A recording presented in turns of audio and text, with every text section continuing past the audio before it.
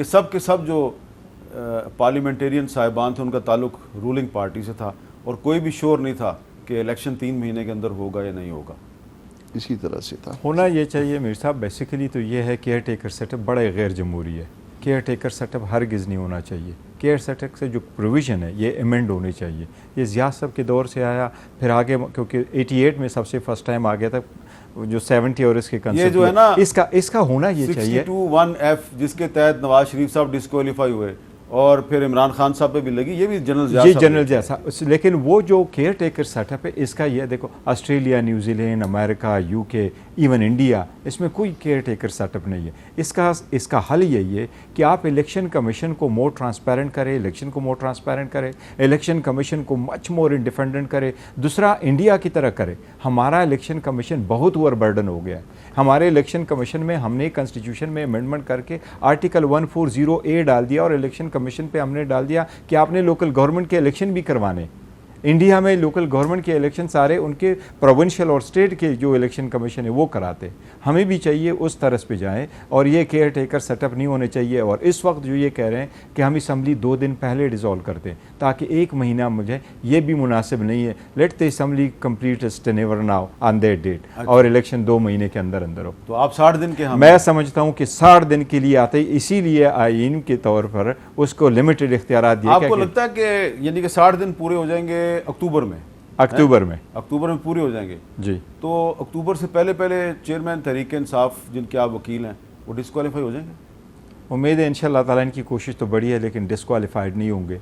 हमें फिर भी उम्मीद है इंशाल्लाह ताला। मेरे साहब, अगर कानून और आइन और प्रोसीजर के मुताबिक चले जाएं तो हम कहते हैं इस कैमरे के सामने हमारा सारा कुछ ट्रायल करे, ओपन कर दे, पूरी दुनिया देखे हमने क्या किया है, उसमें क्या जुर्म है।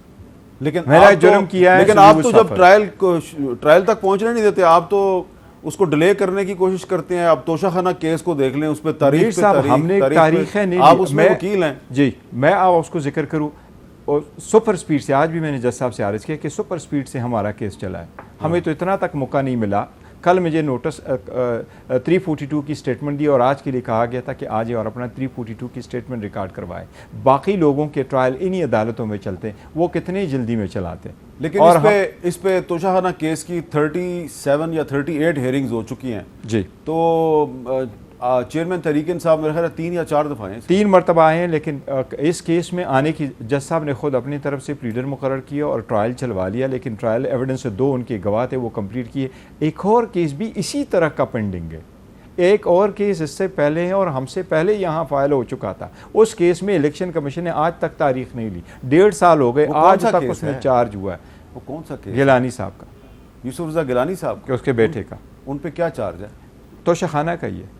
कंप्लेंट है, यही कंप्लेंट है। एक कंप्लेंट इलेक्शन कमीशन की तरफ से, वो भी एज इट इज चल रहा है। वो घड़ी का इलेक्शन कमीशन का है, घड़ी का चक्कर है। मीर साहब, घड़ी का और ना घड़ी का कोई मसला नहीं होता। हमने तो हमारी ऊपर तो अल्हम्दुलिल्लाह हम ये कहते हैं हमारी ऊपर तो करप्शन और करप्ट प्रैक्टिस का इल्ज़ाम नहीं है। आप चार्ज देके जो 2 काउंट मेरे ऊपर लगे, वो 2 काउंट ये लगे आपने डिक्लेयर नहीं किया। अच्छा। उनके गवाहों के सामने रखा कि आपकी ये स्टेटमेंट मौजूद है मेरी, और ये मेरी टैक्स रिटर्न मौजूद है जो हमने पहले फाइल की है, क्या मैंने डिक्लेयर किए हैं कि नहीं। ही एडमिट्स एंड द एविडेंस कि यस ये एंट्रीज मौजूद हैं। इलेक्शन कमीशन ने क्या किया, हमारे हेयरिंग के कंक्लूजन के बाद रिकॉर्ड मंगवाया और हमसे फीडबैक नहीं लिया और इसलिए मिसरीडिंग करके हमें गलत तरीके पे डिसीड किया।